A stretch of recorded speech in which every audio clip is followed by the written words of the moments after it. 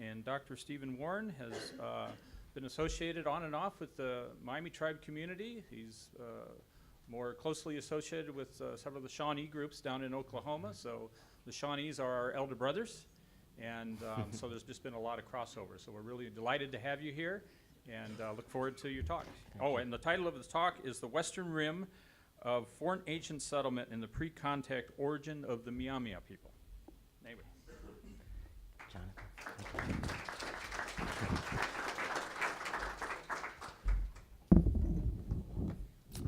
yeah. Let's see if I can fix this. I might need your help, Jonathan, to get my PowerPoint up on the screen. Sorry. It's that one. Oh, did you send me the PowerPoint? No, that PowerPoint on that. Oh, right. No, that's not mine. That's Tim's. Oh, You know how to escape? Yeah, there we go. Thank you so much. Okay. All right, sorry about the delay there, folks. I really loved your talk, Tim, and thank you so much for giving it. But I have to say, now I feel this added burden to be a historian who's funny, and I I can't tell you that that's going to happen. And so please, don't get your hopes up. We're pretty matter-of-fact people. But I do want to say that I'm really thrilled to be here at the 2018 Myaamia conference. Before an audience of tribal citizens, students, scholar activists, and academics. My admiration for Chief Langford, Darrell Baldwin, Julie Olds, and George Anstrak is beyond measure. Everyone in the Myaami tribe has been exceedingly generous to me over the years. Back in 2002, I approached Julie Olds and asked her if she wouldn't mind hosting a service learning field school for students at my former institution, Augustana College, and she was generous enough to say yes. And really, it was sort of a classic example of a non-native academic just kind of stumbling into a community and asking for help. I'm quite certain that my students, in the 3 years that we did it, all had life-changing experiences by coming to Myaamia, Oklahoma, and Shawnee, Oklahoma as well. But I'm far less certain of the benefits received by either Julie or the Myaami tribe. So thank you for hosting us. But that experience of hosting a service learning field school and taking students to Oklahoma taught me a little bit about some of the problems, with sort of trying to bridge a gap between academic worlds and the needs of tribal communities. And so the great thing about Julie offering to help me out really is that since that time I've really tried to develop projects that are more beneficial to tribal communities. And so this paper today is based on just some initial research, but it does reflect this kind of desire to sort of do research that advances the sovereignty of tribal communities. And so thank you to Darrell and George and Julie and everyone else for kind of nudging me along the path. So you all probably know that at conferences such as this, it's customary to acknowledge the native communities that who considered this land their home. And so given the fact that this is a paper that focuses primarily on archaeology, there's some trepidation involved in this, right? So, for example, the Treaty of Greenville, 1795, says that this land beneath our feet, that this ground belonged to 12 different tribes, including the Myaami and their close relatives, the Wea, the Piankashaw, and the Kaskaskia. But during the treaty negotiations, of course, Myaami sovereignty was fairly pronounced. So Little Turtle himself described the land of his forefathers, and he said, we kindled our first fires at Detroit, and then we extended our lines to the headwaters of the Scioto River, and then all the way to the mouth of the Wabash River, and then northward to Chicago. And so Little Turtle was having none of the United States predilections for sort of demanding, that all tribes sort of be acknowledged in this zone. Little Turtle himself knew that the lower Great Lakes was a diverse place. He knew, for example, that Shawnee, Odawa, Seneca, and Wyandotte villages sat within the boundaries that he gave to the treaty commissioners.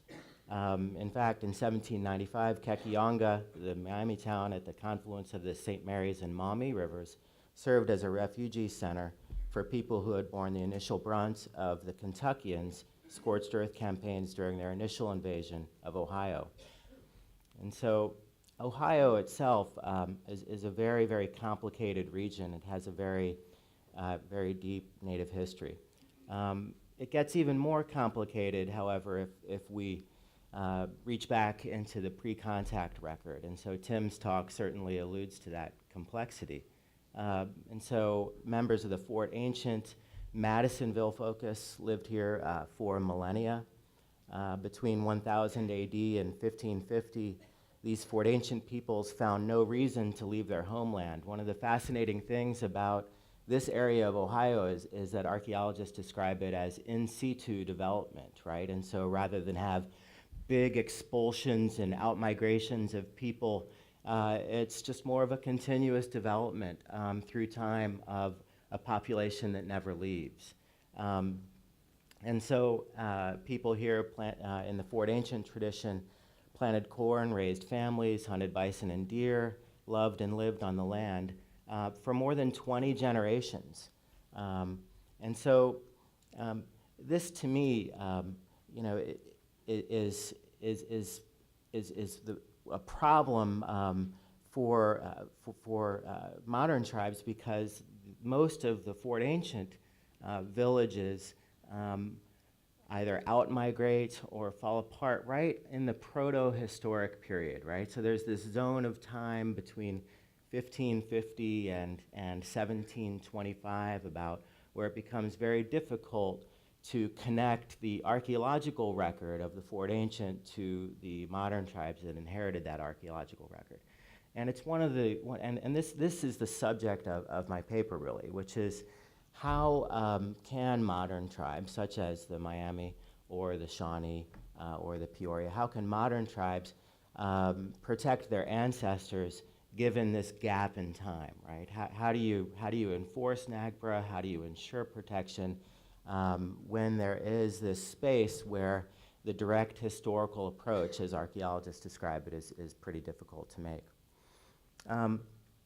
But before we get into that, and so this is the Fort Ancient period. This is from my book, the Worlds the Shawnees Made, and the archaeologists tend to assume that that this region here, let's see if this will work, this area around Madisonville, which is basically greater Cincinnati, that is likely descended from Shawnee people. So let's see. So what I find reassuring, however, is that in the oral traditions of Native communities such as the Myaami, it's actually much easier to sort of explain the diversity of regions such as Ohio and Indiana. And so Gabriel Godfroy offered an oral tradition to Jacob Pyatt Dunn in the first decade of the 20th century. And Godfroy's own story acknowledged the kind of dynamic and changing human landscape that I just offered to you through more of an academic record. He described a coming out place somewhere near Kekianga, a town, and he said that the Miamis later abandoned the town, and then they went back. And when they went back to the town that was their place of origin, they found newcomers there who talked as we talked, according to Godfroy. And when I read this at George's prompting, I was really struck because back in 2005, when I was doing ethnographic research among the absentee Shawnee tribe of Oklahoma, I was talking to the then governor of the community, George Blanchard, and he told me a remarkably similar story about his own people. He said, according to George, we were out hunting, and there was a good kill, a lot of deer. They were sitting there feasting, and they had their fill. Across the water, there was another group that sounded Shawnee, so the men with the good kill went over there and shared their meat with them. We became stronger that way. And so, what was fascinating about it is that Godfroy and Blanchard's narratives kind of describe how Miami and Shawnee people, and really all Native people from the lower Great Lakes, sometimes lived within larger Indian communities. Like an outstretched accordion, both tribes embraced other peoples when necessary. Yet throughout it all, Godfroy and Blanchard explained that the accordion always contracted, that Miami and Shawnee people never lost a sense of who they were as distinct peoples, even as they lived in these multi-ethnic villages. And so Godfroy emphasized a sacred geography, a place of special importance, the land between the St. Joseph's and Kankakee rivers. For Godfroy's people, boundaries may shift and cultures might change, but the Miamis have never forsaken their homeland. So stories of migration and adaptation are as old as the land itself. Nevertheless, over the years of studying Native American history, I've grown accustomed to scholars who set the world's indigenous people apart from these everyday realities of human experience.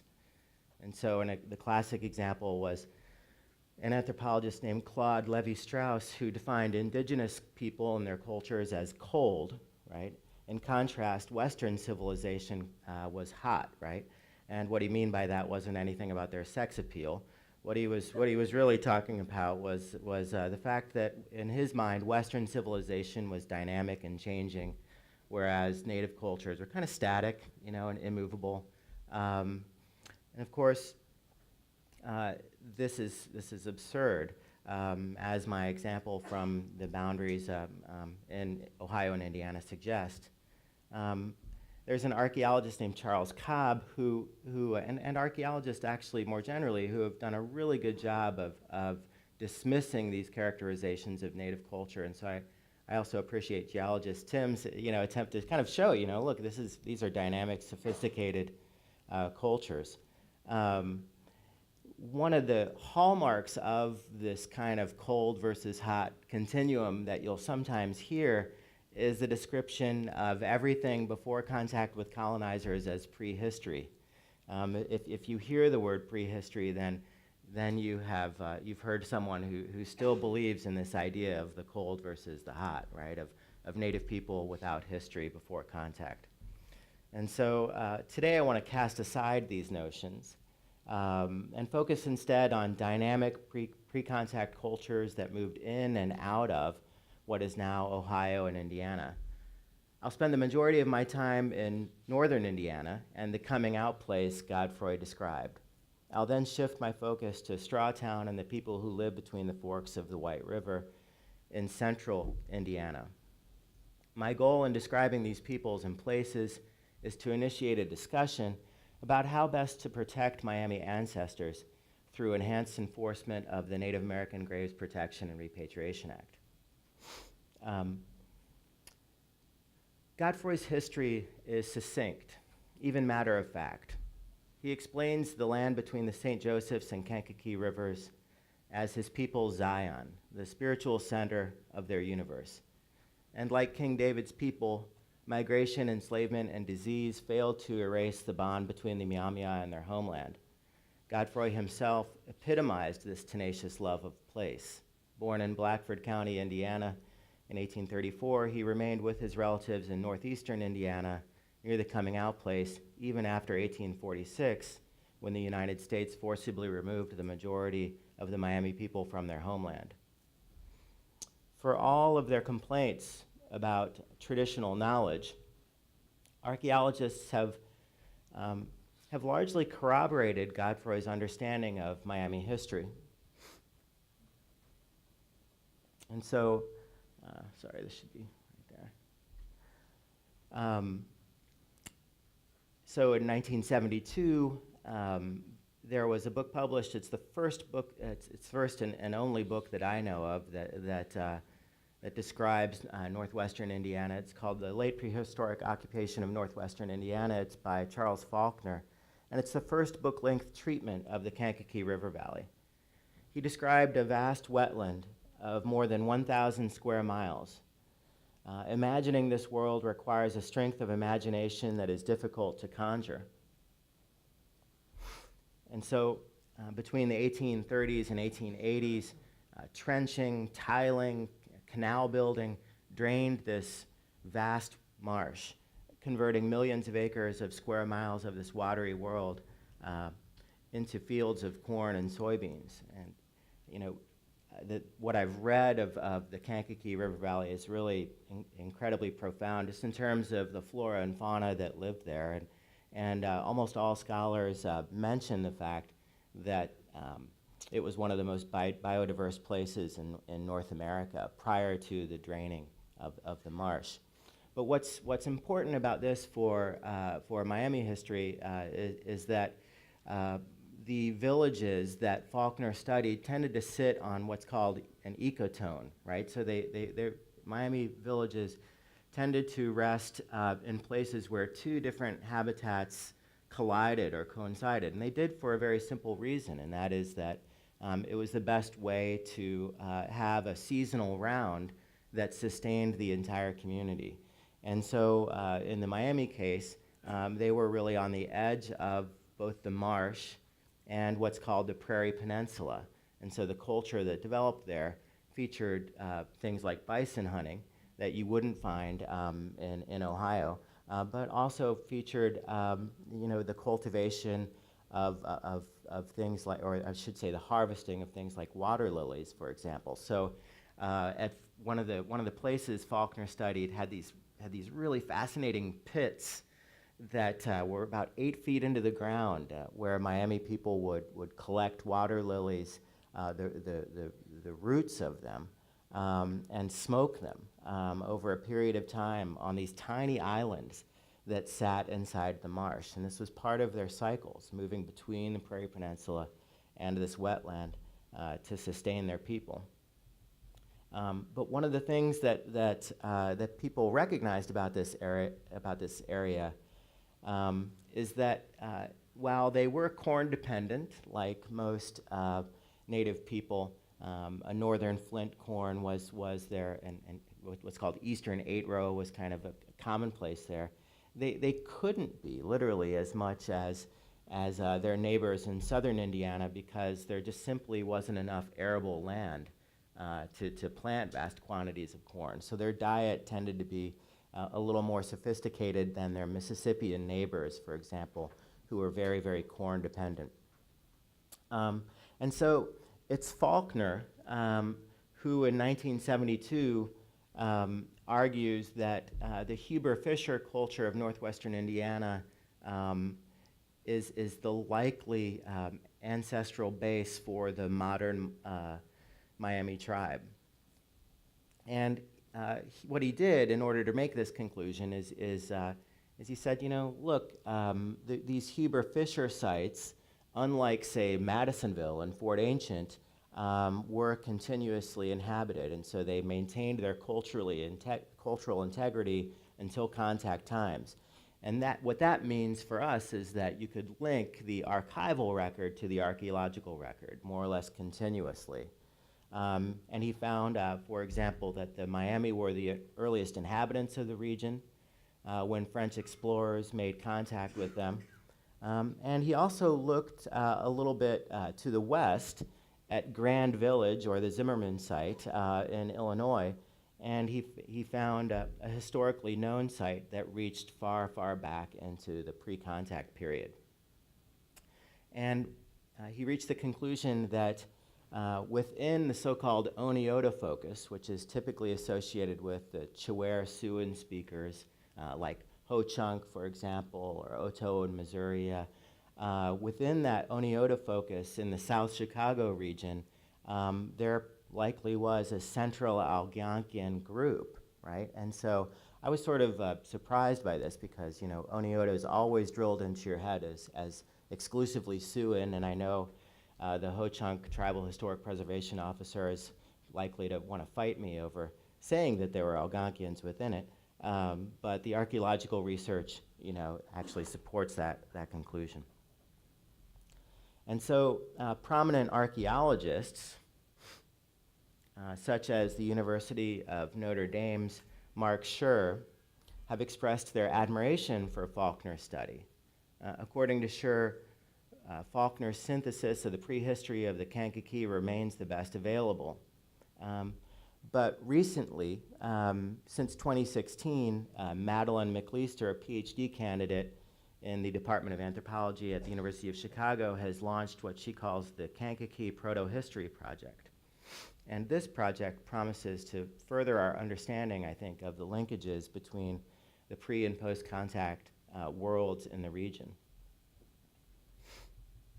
I'm disappointed that Julie isn't here for all sorts of reasons, but one of my favorite commentaries from, she's always so forthright, and in one conversation with Julie, she told me, and I quote, that archaeologists make her break out in a rash.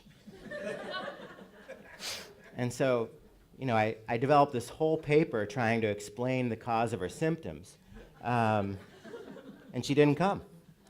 And so, I'm a little bit like, the groom left at the altar on this one. I think one of the reasons why Julie said that is because archaeologists are a lot like historians. We like to use $10 words to describe commonplace experiences. So I apologize for that. But another, and I think more important problem that Julie has is that archaeologists have the burden of scientific fact, right? They have a much higher bar of evidence. Their training tells them to operate much like Vulcans, right? There must be evidence to support any conclusion. I am not a Vulcan. I am very much comfortable with speculation, and so I have to disclose that. But a lot of archaeologists have poked holes in Faulkner's hypothesis about the Kankakee River Valley. And one of the reasons, and there are several reasons why. I'd like to outline sort of the three basic rationales of the naysayers in the archaeological community.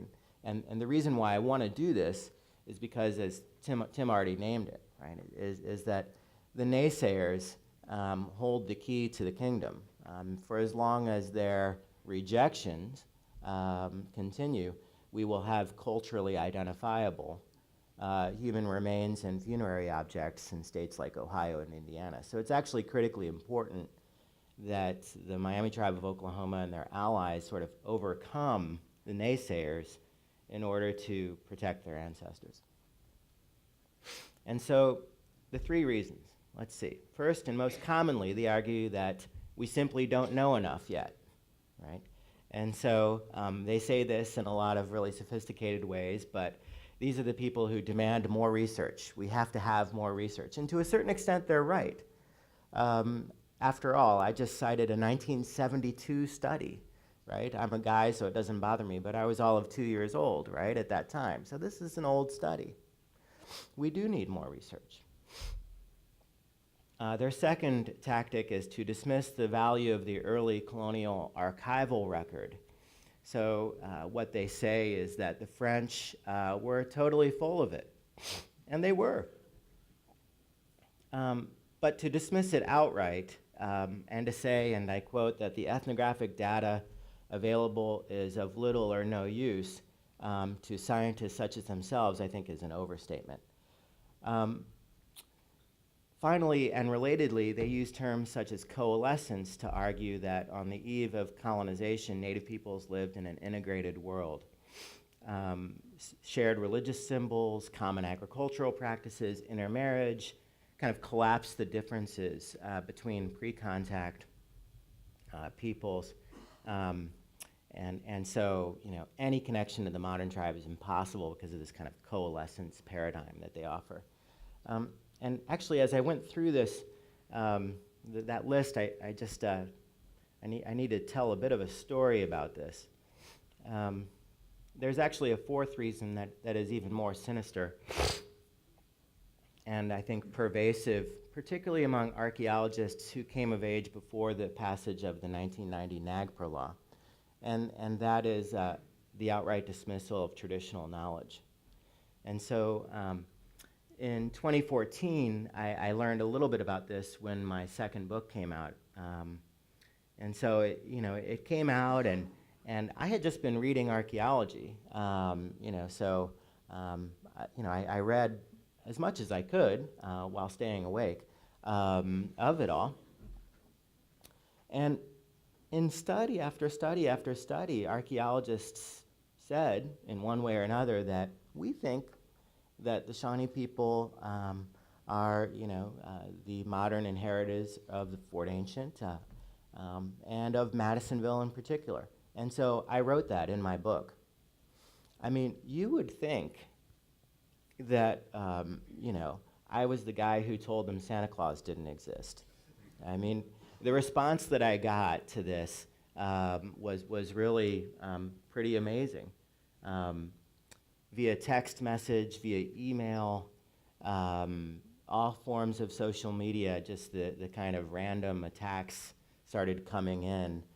And they were basically from people who had a real sense of possession over native human remains and associated funerary objects. And they were deeply threatened by the conclusion because, what it posited, right, is that the term culturally identifiable might not work anymore, right? That they might have to lose control over some of their things. And this is actually a pretty big deal because of where we are, right? We're in Ohio. We're in Ohio, and in Ohio, they have 10,000 human remains, and estimated that 10,000 human remains in museums and libraries. They have over 100,000 associated funerary objects, and they have cemetery laws that are extremely lax. And so most cemeteries in Ohio and Indiana are protected over 125 years of age. Most people who actually dig in cemeteries more than 125 years will only be charged with a misdemeanor, if anything. And so we're looking at a pretty extensive problem. And there's a lot that I have to sort of cover, but I think it's probably a good idea to just kind of summarize what I think should happen. And the basic problem, there are many problems, but one is that National NAGPRA maintains a database of the regions of the United States, and within that database they create cultural affiliations with modern tribes. And those cultural affiliations were created largely before I was born in the 1950s. And so they were created through the Indian Claims Commission and through a particularly dark chapter in American history, the termination and relocation era of American history, when the federal government attempted again to destroy tribal identity. And so this is the kind of knowledge base that is used when museums and libraries attempt to create inventories that connect to modern tribes. And so essentially the burden today for NAGPRA protection falls on modern tribes. If they are to make the culturally identifiable, they're going to have to do the kind of research necessary to read this archaeology, you know, to make claims. The burden of proof is always on the indigenous community. And until indigenous communities sort of began doing that research and making those claims, offering a preponderance of evidence regarding their ancestors before contact, states such as Ohio and Indiana will continue to label what they have in their possession, literally, as culturally identifiable. And so it's really a human rights issue, you know, ultimately. It's about defending the human rights of Myaami ancestors.